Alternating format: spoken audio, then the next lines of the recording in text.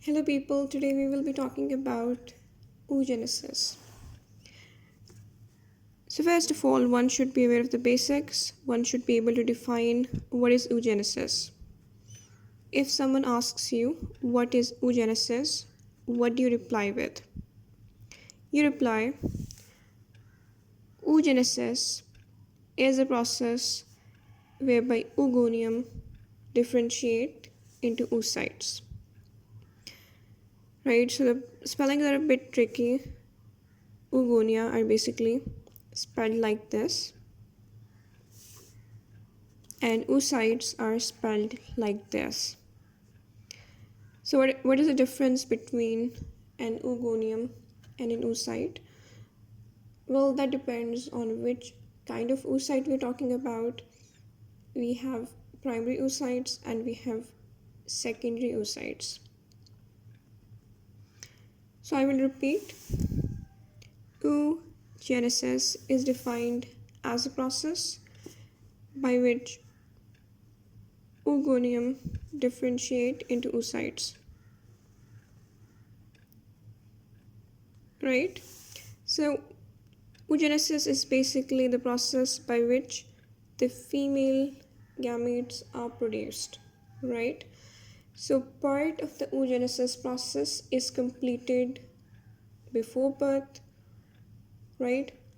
Part of it completes at puberty, or more like completes during a particular reproductive cycle, and part of the oogenesis process only completes after fertilization of the relevant gamete.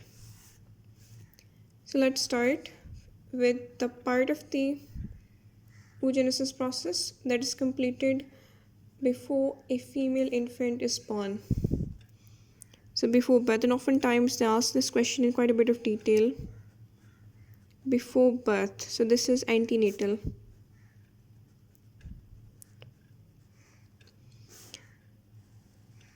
So where do we start with?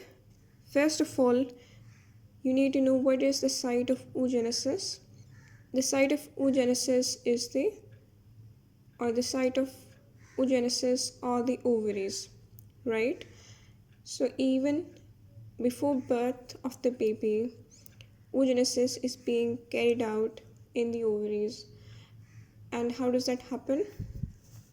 First of all, primordial germ cells, they migrate into the ovaries, right?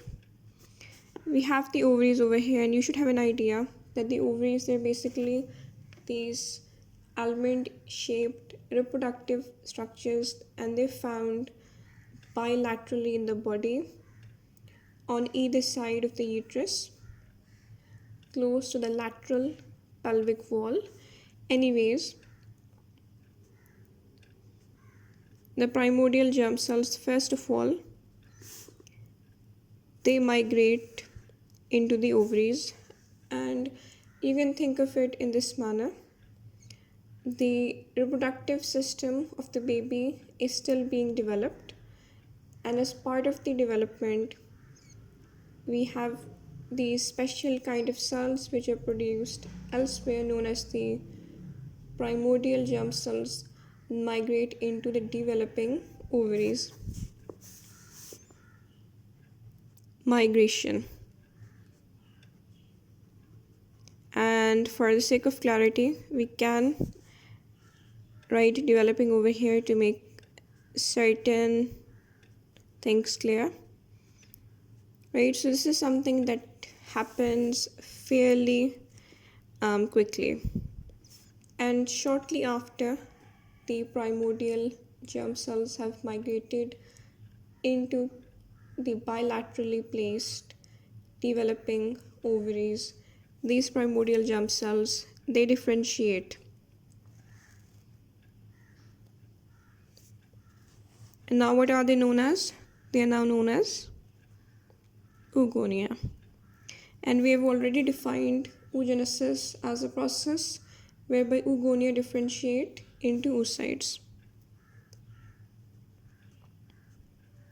Now, what happens to these oogonia? Do they simply differentiate into the oocyte? Now, first of all, they undergo multiple mitotic divisions, right? Such that by the third month of prenatal development, we have clusters of oogonia in the ovaries, which are surrounded by a single layer of flat epithelial cells. So, if we consider one such cluster in one of the ovaries, we will have, right? This is a bit wrong because nuclei tends to be bigger.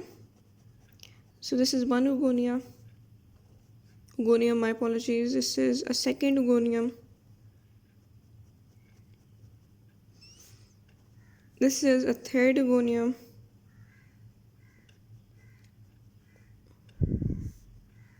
This is a fourth oogonium. This is a fifth